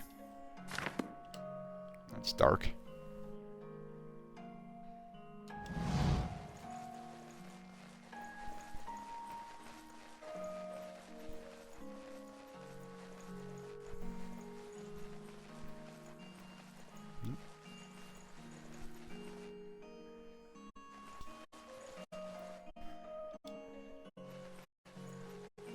Man. The symbols on these pages writhe and shift. They're dizzying to look at. Something tells me I'm not going to be able to steal. Oop, maybe. What do we got here? Sweet. Book of the Hunt. I have read that. Adir Empire Part 1 Origin. In approximately 2200 AI, a group of tribes called the People of the Deer unified into a new civilization called the Adir Kingdom. The tribes, small and widespread over the land, knew it would be better for their continued existence to unify. The leaders of each tribe became advisors to the king, chosen by the group. Each advisor would still be lord over his people, but each lord would answer to the Frekoning, first king. I have read this.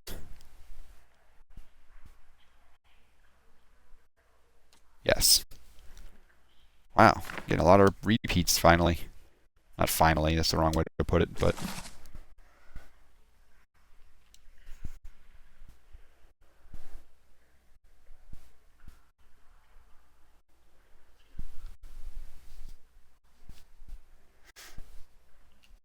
I don't believe I've read this one.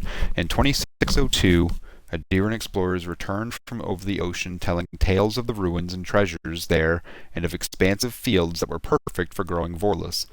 The explorers warned the Frekoning that the locals were not friendly to outsiders, but the Frekoning, seeing this as an opportunity to extend his empire and secure trade on another continent, sent more explorers. Over the next 20 years, the area that would become the Deerwood was investigated, mapped, and colonized. In 2623, The first permanent Adiran colonial settlements were established. Vorlous fields were set up north of the forests in the Deerwood, but between the conflicts with the Glanfithins and the War of the Broken Stone, it floundered. It wasn't until 2643 that the opportunity presented itself again. Some Aethasian pilgrims, wanting to escape persecution, established colonies and Vorlous farming operations in the territory of Raid Saris. With Grand Valia on the verge of collapse, the Vrikoning wanted to ensure his hold on the purple dye trade would be established. He encouraged the settlement and even paid to have the pilgrims set up in the New World. Because the Vrikoning was still trying to secure his name in the purple dye trade, he was unable to properly respond to Admeth Hedret when he issued his ultimatum. To avoid a rebellion and leave himself time to oversee the Vorlous farms in Raid Saris, the Vrikoning relented and made Admeth a Gref Palatine. In return for this concession, Admeth spent time and resources on the Deerwood's trade and shipping routes, benefiting the Vrikoning with increased income. For 7 years, the Deerwood provided Adir with steady income, leaving the Vrikoning time to ensure his trade system in Raid Saris was strong. With the Vrikoning's attention elsewhere, Admeth instituted the 10 Years Treaties, ending slavery in the Deerwood and permanently removing one of the revenue sources provided by the Deerwooden explorers, the artifacts from the ruins scattered throughout the Deerwood. At this point, the Vrikoning's word meant almost nothing to the citizens of the Deerwood. Admeth Hedret had replaced him as their true leader. In order to undermine Admeth's standing, the Vrikoning found allies willing to explore the ruins, against the treaty conditions, and plunder them. Soon, Adir again had a supply of artifacts to sell. When his agents were eventually caught, the Vrikoning distanced himself from the operation, certain there was no way to link him to the proceedings. But the Gref, using means provided to him by his Glanfithin allies, discovered the evidence needed to prove the Vrikoning was behind the plunderers. The conflict that arose from this revelation led to Admeth declaring independence for the Deerwood in 2668. After a bloody 4-year-long war that resulted in the death of Admeth, the Vrikoning relented. Trying to keep control of the Deerwood had become too costly. He signed treaties with the new Duke of the Deerwood and returned his attention to Raid Saris, redoubling efforts on the Vorlous trade, which is still running today. I have read something very similar to this, probably written from a different perspective, is my guess. Or about a particular conflict in the same time period, maybe? The Midwife's Memoirs. My mother lived every note of life's song. Bringing me into this world was her last verse. For this, my father scorned me and abandoned me, and for this very same fact my town's midwife and adherent of Hylia raised me as her own. When I came of age, I learned that Hylia visits us on the screams of women in childbirth, and when a woman dies giving life to her child, her soul is carried away and reborn as an avian attendant of Hylia's court. Through the miracle of the Queen of Birds, my mother has been with me, watching over me my whole life. I wear the fetish charms of the cloud singer, the bird I dreamt my mother became. My feathery trinkets look gaudy and unbecoming, but it is a signal fire to women in need that I am a trained midwife, blessed by Hylia, and living every note of life's song. The Queen of Birds wills us to shepherd new life into the world, and not, as the other gods so often desire, to end it.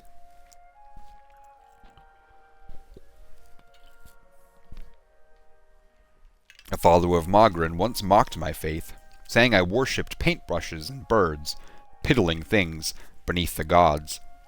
I do not resent the other gods, and the brutal necessities that they must oversee, but it is not language, love, the arts, and creativity that which separates us from simple beasts. Hylia allows us to rise above our savage, feral selves. I am often amused that, upon seeing our holy aviaries, visitors frequently ask, "This is nice, but where is the real temple of Hylia?" Perhaps they think hollowed ground requires oppressive stoneworks and ceilings that hide the sky.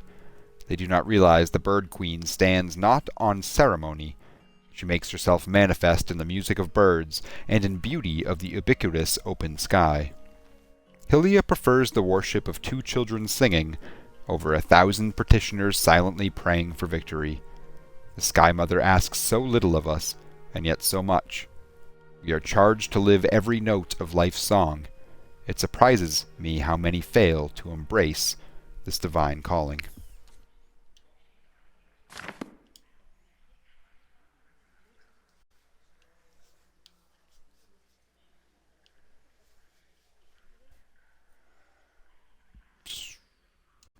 Don't think I'll be able to get this one. Ooh. Yikes. That was way too close, and there was a little sliver of red there, so let's not. The life of a scrivener sure is rough on the eyes, but it pays well.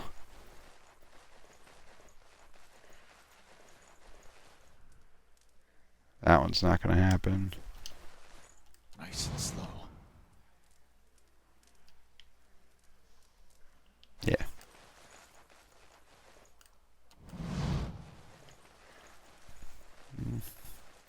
Nope.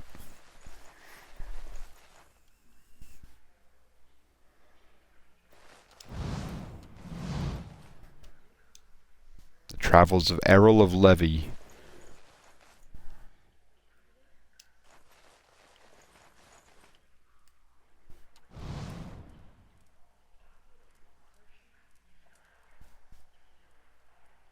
Yeah.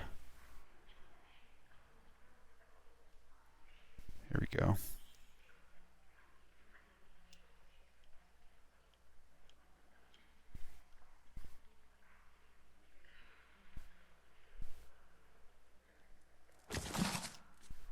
Aha, got that one. Saints War Part 2, Invasion.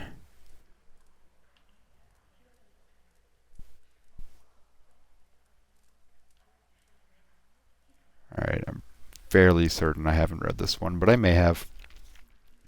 Widewind personally led many of the battles during the war, exhibiting extraordinary supernatural powers.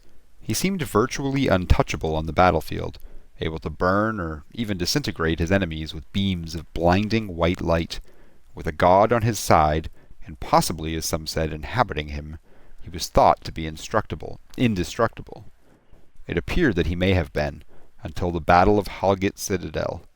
The people of the Deerwood knew they would lose the war if they could not at least slow Widewind down.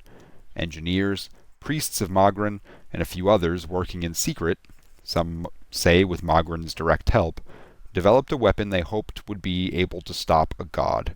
12 feet in diameter, and filled with a variety of chemical and magical explosives, the bomb was rolled under Evandur Bridge. Part of the foundation was excavated in order to allow them to embed the bomb in the bridge itself, ensuring its total concealment. 12 Deerwooden men and women volunteered to stage an ambush at the bridge to keep Widewind on it until the bomb could be detonated. The battle was short, bloody, and ultimately final.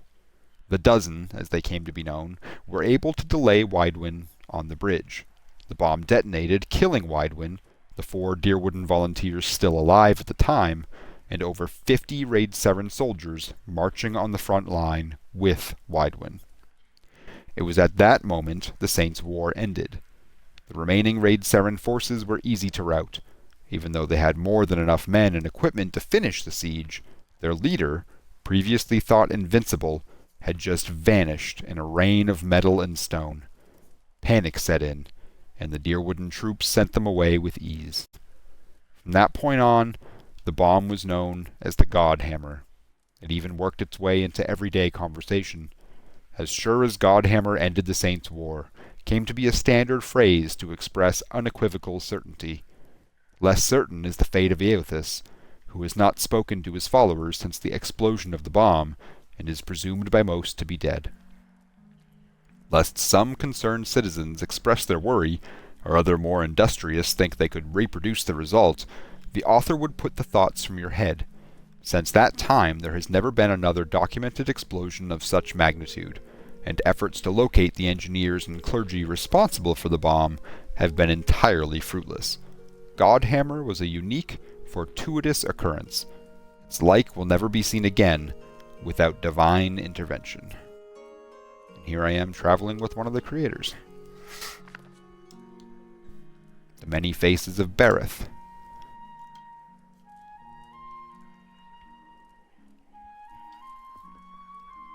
How fitting that we know the god of cycles, doorways, mortality, and inevitability as Berith, while the Valians know this very same god as Serono. For if nothing else, Berith teaches us that duality exists in all things. There is life in death, and death in life. Embrace this duality, and you honor Berith. In the ruins Ir Glanfath, Berith is depicted in the form of two semi-skeletal figures, one male, one female. Bunen, Ianu, and Anu Ibunin. Literally, life and death and life in the Glanfathan tongue. Male and female, inside and outside, life and death. We often think of Berith by imagining two sides of a coin, or the two end points of a journey. It is said that Berith has the most petitioners of every god, and this is likely true. Who amongst us has not prayed for the cycle to hiccup? Who has not, in a moment of sadness, yelled at Berith to make an exception for our fallen loved ones? Berith may not rescue our loved ones, but it answers our prayers in its own divine way. Berith is the god that makes life end in death, and it is also the god that makes death end in life. Berith, Serono, Bunin Anu, Anu Bunin, whichever of the many names you prefer to use, deserves our prayers, for it has given us the promise of life's eternal renewal. I'm a big fan of this, oh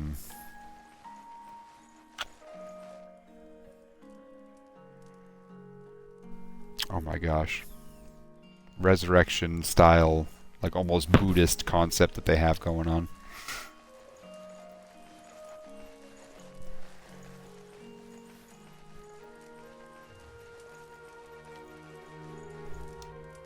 And possibly this painted eye seems to move whenever you turn your back.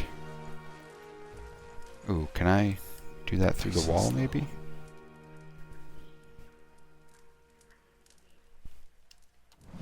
Nope. Okay. That'll do it then. Let's talk to Grimda. An elderly dwarf surveys the stacks. Her skin looks as tough and wrinkled as a walnut. Despite her stature, she manages to look down her nose at you.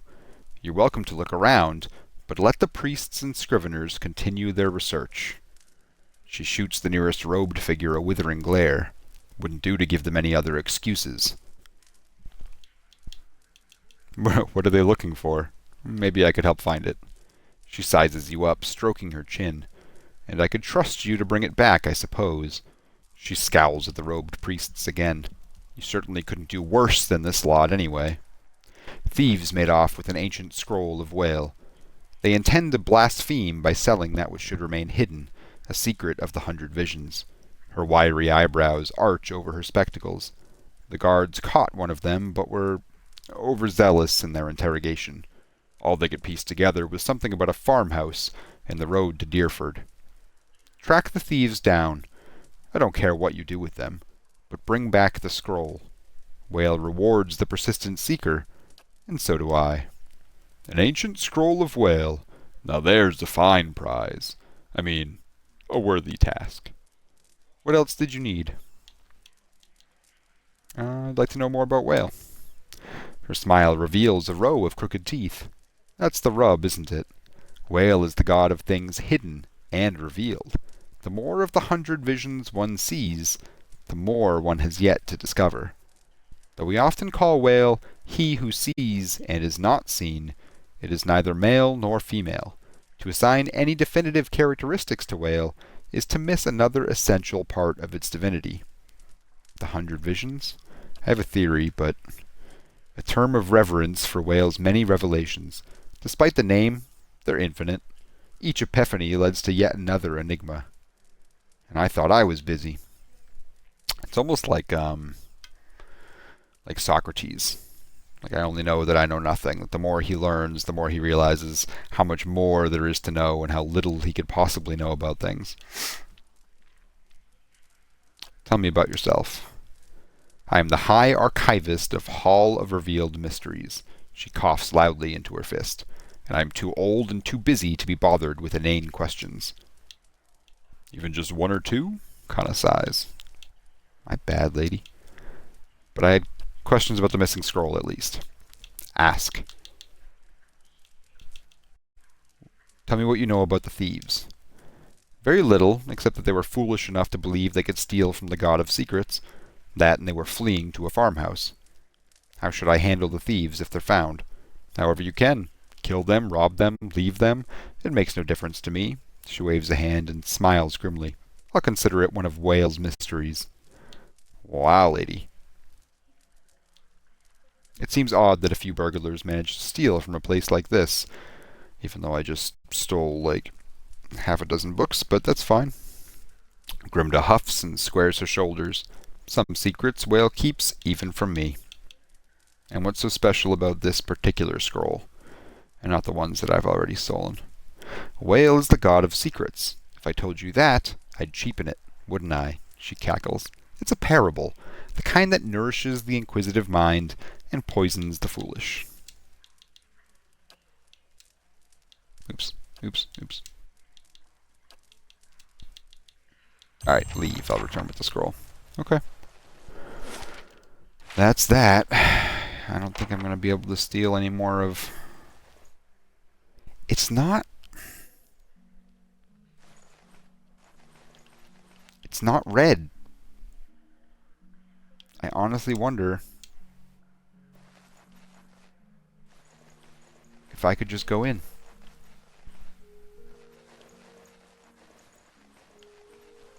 But I don't want to piss these people off, so I'm not going to. I'm sure she'll give me the ability to enter there peacefully after I return with this scroll, but that's going to happen way later anyways. Right now I want to go and check out First Fires is my next stop. So I'll head over there, but like I said earlier, that's going to be it for me tonight. I'm going to get some sleep. Started a new job and want to make sure I'm, you know, doing something. Anyway. It'll take you 15 minutes? Yeah, that's nothing. That's fine. Alright, thank you all so much for watching for so long. Hope you enjoyed. If you're not following me already, please do. I'm going to try and get better at posting a schedule here pretty soon. Even though it's going to be fairly inconsistent, but I'll do my best. And aside from that, I will catch you next time. Thanks again. Have a great night. Be safe.